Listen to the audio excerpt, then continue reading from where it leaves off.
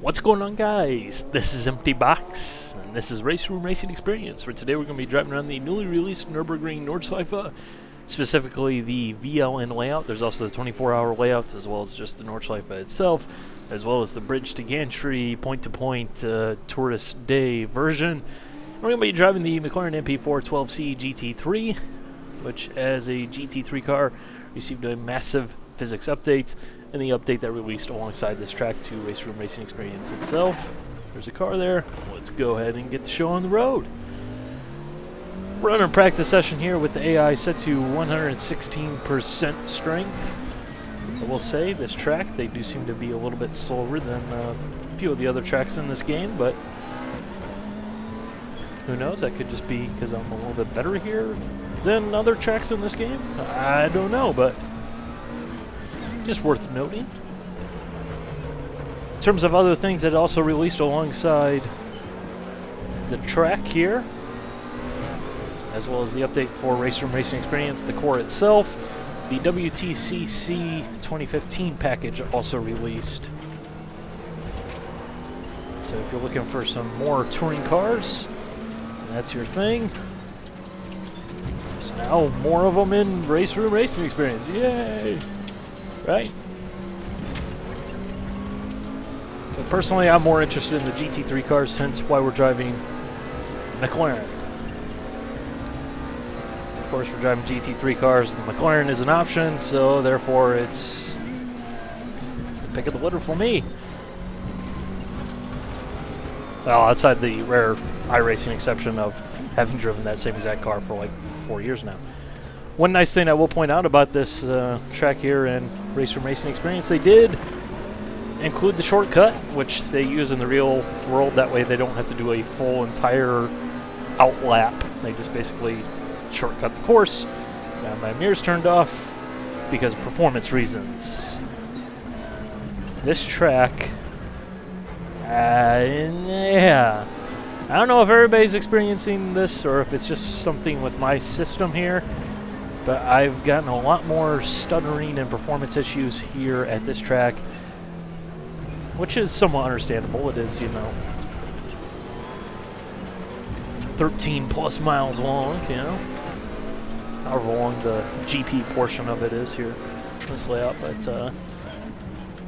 yeah, so I'm just trying to turn as many things off that aren't necessary but don't affect how good the game looks graphically, because obviously we still want to give you guys as good of an experience as the game is capable of producing, but hopefully do so without stuttering issues. We are driving in the afternoon here. There are obviously the same settings available for all the tracks for the various time of days, and I have to say, this track looks fantastic. Definitely a fan of it. And one of the things that's definitely notable about this track is it is laser scanned as well, which is a first for RaceRoom Racing Experience. It puts it in the same category as Assetto Corsa and iRacing is featuring a laser scanned Nordschleife, which is pretty dang cool. And it is pretty much exactly the same as the other ones, except for the track itself, in terms of how it's built and various objects used. I would honestly say this is probably my preferred one. Now, full disclosure here, Sector 3 Studios has sent me a PR account, I guess, whatever you want to call it, where they do basically give me the content to take a look at. Although I will say, there was a 100% chance that if I was paying for it myself, I would be playing this track as well, and I'd be saying pretty much the exact same things, because this track is just fantastic. Just really love the coloring. I love the lush feel to it. It's nice and green. And that awkward moment when you realize, did I forget to put fuel in the car? Oh no. It's definitely have a few laps of fuel in it. So we'll have fun until then, at least.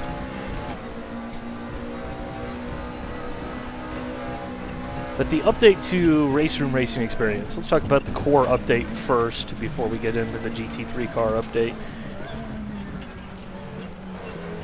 For one, big grids, and I do mean big grids. They are now a thing. You can run up to 99 cars on selected tracks. That's pretty wacky, pretty goofy. I haven't really tested this out because I have this game installed on my regular hard drive rather than a solid state drive. And loading a 60-car grid took so dang long that I decided that ain't no way I'm gonna bother to put 99 AI cars on the same track, because that's just not gonna happen.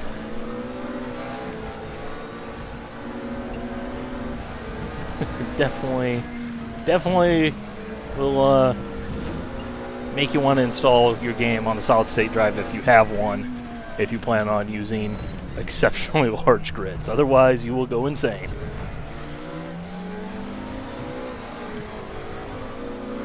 But that's a feature, as well as actually really nice force feedback graph, which visualizes your force feedback signal output, so that way you can better set your force feedback strength up to ensure that you're getting as much detail as possible without clipping. Basically, the red line is maximum force. The green line that jiggles goes above it. That means the game's trying to output more force than what your steering wheel is capable of providing, essentially. And you're clipping. If you keep it underneath the red, you're all good to go. So, pretty handy. You do have to set that up in the option menu, set a key binding for it. It's not bound by default, but once you do that, you can just turn it on and off. Nice.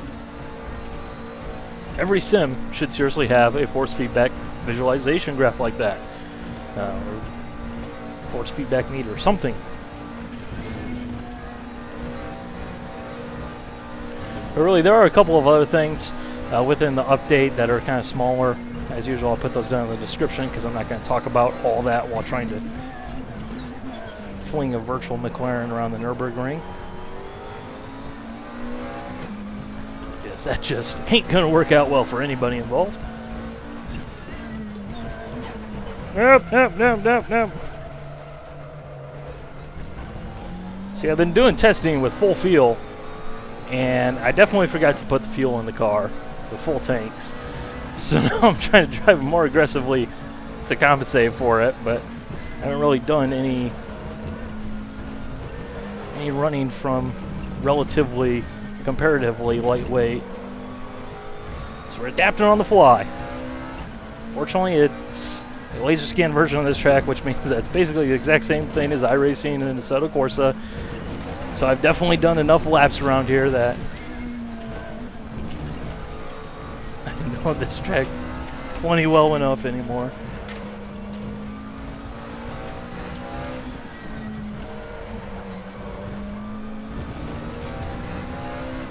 But because of the force feedback changes and the physics changes, you will want to go ahead and start over with a new force feedback controller profile. I was using the one that I had set up for myself previously, a custom one that I had tweaked to my liking. And with the GT3 cars here post-update, that profile was just junk. It was garbage. I just didn't have a clue. I actually switched over to running the default included profile right out of the box for the Club Sport version 2 with the Formula rim, which is what I'm using, and actually found it pretty nice.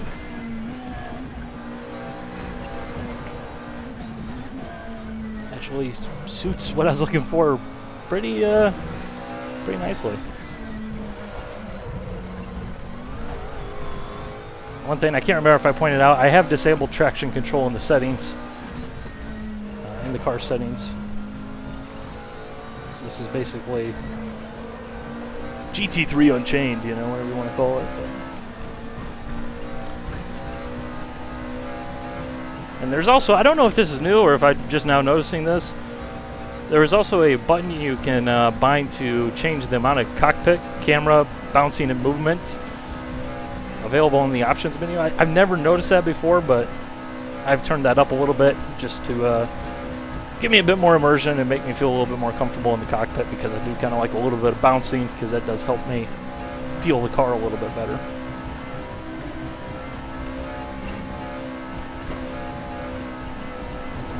Hard on the brakes.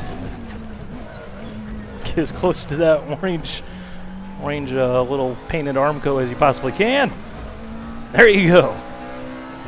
Heck, that chicane is seriously the best chicane. No questions. Because it is just terrifying, just playing with fire, without a shadow of a doubt. The closer you go, the faster you are. And that's what makes it fun.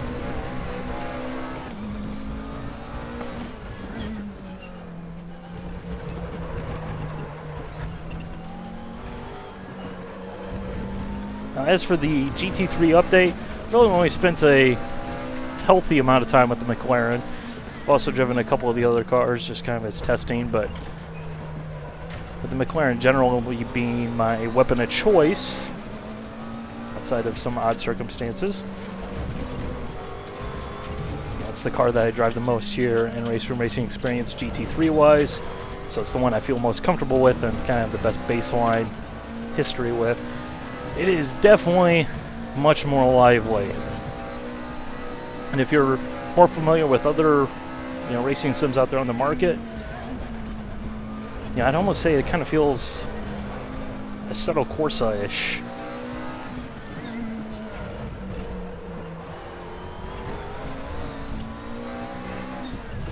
It's a car where it might look like I'm sliding all over the place and just driving crazy, but just working with the car and letting it do its thing.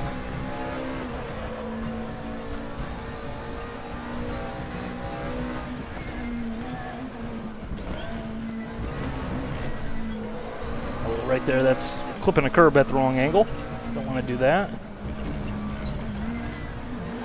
Although I do feel like the curbs are definitely a bit too forgiving in these cars at this track. These curbs are pretty high. They're definitely not the wide, little flat curbs you see on most modern circuits, but it doesn't seem to upset the car too terribly much. For example, right there, yeah, you wouldn't. I don't think the car would just truck on over there 4x4 it. I think you would not have a particularly good time.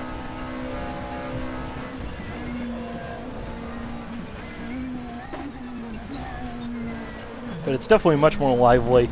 You can't just steamroll the corners, just chuck it in there, roll as much speed into the corners and just have the car magically turn or anything like that. You do have to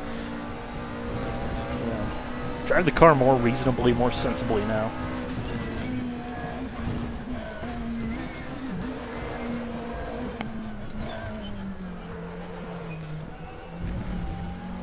Although one thing I will say, still seems like there's that RaceRoom lack of throttle response type of thing going on. You get out of the power band in this game, it's just like you have no power at all.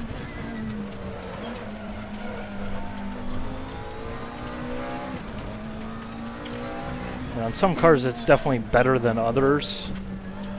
For example, the Corvette GT3, the Z06R GT3, it doesn't seem to suffer as bad, which I'm thinking it's just down to the power curves of the engine and them being kind of set up in a relatively safe, beginner-friendly, newbie-friendly fashion.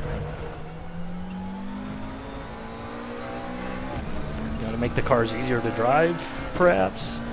I don't know. Some people have said it's like there's stability control on, and that's kind of how I feel, but it's not stability control, because if you keep the car in the proper rev range, you got all the power there, you get all the wheel spin, the car slides around, but if you get out of it, it's just nothing.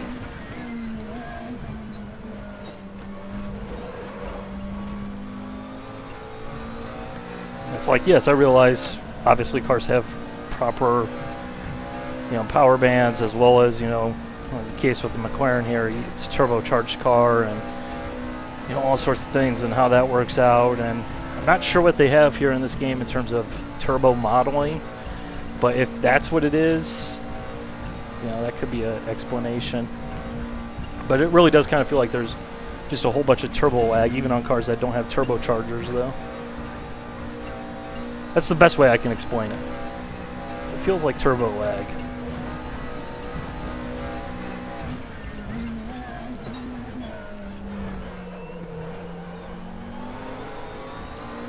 Let's not make a mockery of the carousel up here.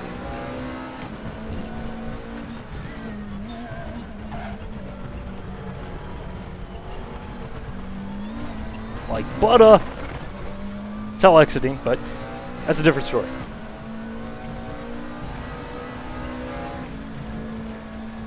Right through this place.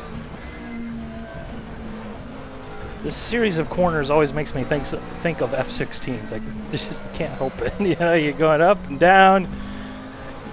You got the banking. You know, you turn in, you crank it, and just can't help it, man.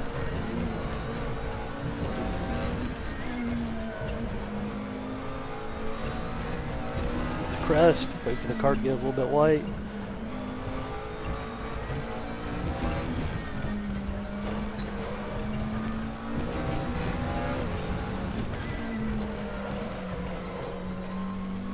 Now, in case you're wondering, the physics updates do also apply to the GT Masters cars from the German National GT3 series that has a package here in RaceRoom Racing Experience. So if you're looking for a wide variety of cars with real-world skins on them, you know, you'll get the same exact driving experience.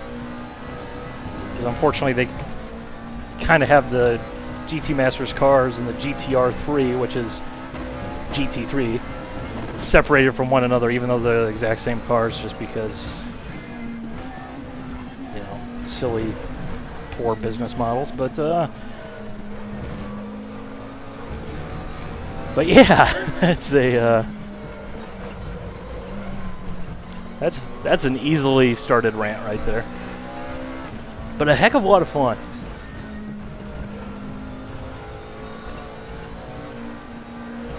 The GT3 cars are actually pretty engaging, pretty exciting to drive. And it looks like we have got a buttload of cars. Hopefully we have fuel, which there is the new heads-up display if you choose to run that down the bottom right-hand corner. Definitely much smaller and more compact and more modern looking, which hopefully we have fuel. Apparently we have 62. I'm thinking that's probably 62 liters. Maybe I did actually put fuel in it, but who knows? We'll find out when the car stops running. That's when we'll know if we put fuel in it or not.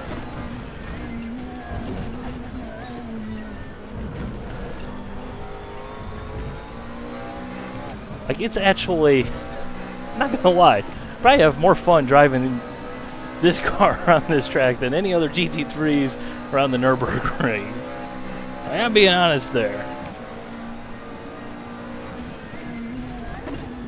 And I really think it's just because they've done such a great job with this track. They really have. You know, if you're familiar with the R-Factor community, you know, you probably remember the name Com8. You know, he did a heck of a lot of work with the Nurburgring for R-Factor 1. And, yep, he's the one of the guys working on the tracks for Sector 3. So, I mean, I'm just guesstimating here. I mean, I don't know the guy. I've never talked to the guy or anything like that. But, I mean, he clearly spent a heck of a lot of time working on the Nurburgring in his free time for free. And now he's basically getting paid to do the same thing. And he gets to make a laser scan version of a circuit he invested so much of his own personal time in. You know, you really do kind of get the feeling driving around this track with just kind of the feel that this wasn't necessarily just another track, but rather a track that, you know, they kind of had more connections to and they wanted to do properly and going above and beyond even their standard.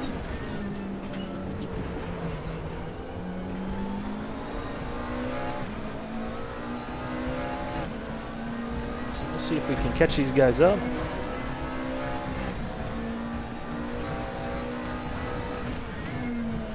Oh! Oh! Yeah, that didn't go well. And yeah, in case you're wondering, the Bentley is like in the game, but it's not like in the game. I don't quite know what's going on with that. You can't actually drive it, you can't purchase it, but it'll show up in the GT3 class when you do races. Now I do have the physical damage turned off, so that's not going to affect us, but it does give me a convenient moment to screw up a corner there, as well as talk about the AI. Yeah! So that happened. They're pretty erratic. Yeah, I mentioned it already, if I'm not mistaken. They are a little bit slow here at this track specifically. But sometimes they work, sometimes they don't. And I feel like this track kind of exacerbates a couple of issues, because there's a couple of corners in particular where they just really struggle. But otherwise, it's this love-hate thing. Sometimes they behave fantastically and you kind of feel like you're actually racing a human. And in that sense, you know, it might actually be some of the best AI out there in a racing game, but then sometimes they just go all, you know, Looney Tunes, derp mode.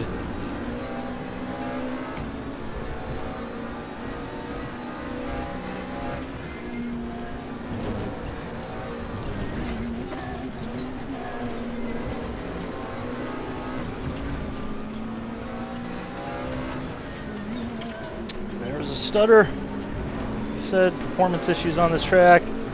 Definitely more common than desired. A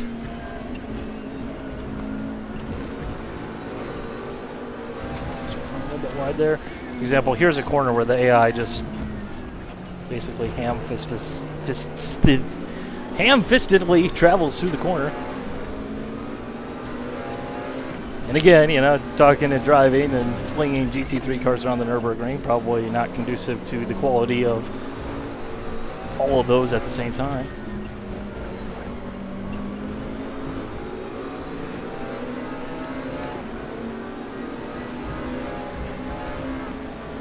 Man, the bathtub GT3 car. That is one big automobile.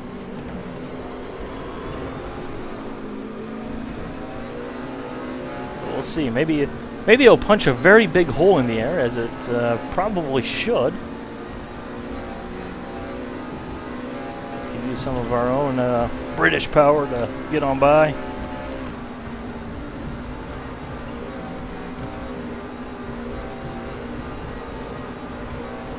GT3, the only place where you will ever see a McLaren racing wheel-to-wheel at the Bentley, and I just turned him. That was me. He deserved it, though. Again, I got the mirrors turned off, so I don't know why I'm looking to the left and to the right. But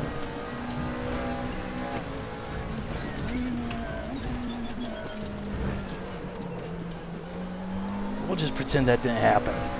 Nobody was looking, right?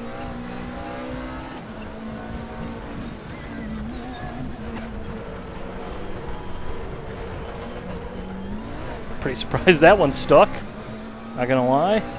Just kind of flung it in there, and there's the grip.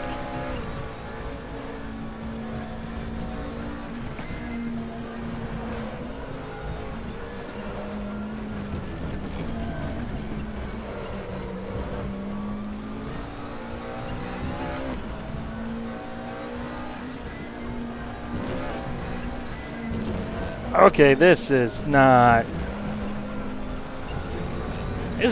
fun right here. Yeah, I think this is going to be my last lap.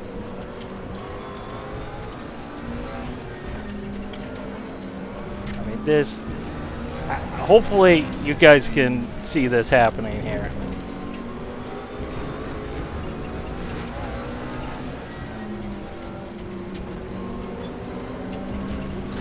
It is pretty ridiculous how much stuttering there is, and that is a serious problem for what would otherwise be a pretty dang glorious track and a pretty solid little experience with the GT3 cars here.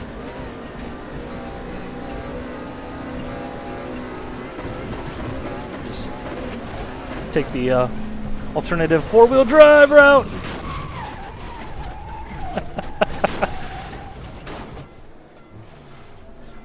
See what happens when you're not serious? That's when you crash. But I think you guys get the point. We had a lap or two in there, and then on this third lap, things just kind of went downhill. But I guess really kind of with the performance issues and the stuttering, and not just from the commentator, I think he pretty much accurately captures it.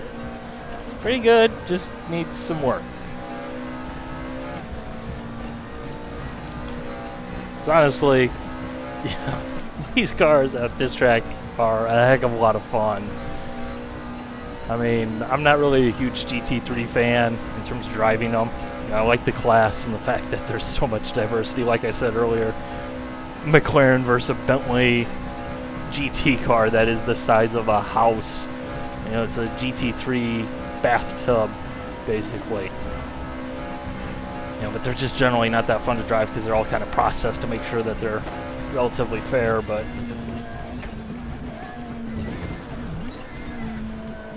pretty fun to fling around this track here in RaceRoom, though. Except for that stutter. That stutter. Like, there's something going on here. Yeah. And I'm just saying this. I had the problem in other games. Yeah. Don't even have the problem at some of the other tracks within RaceRoom. And otherwise, the frame rate reports as perfectly fine. So, definitely a performance issue or something going on there. So, yeah, that's that. But otherwise, the track is brilliant. So, as usual, I'll just go ahead and put some replay in the background or something for a couple seconds just so you can enjoy the sounds because it's always nice in this game. So, hope you guys enjoyed. All right, bye.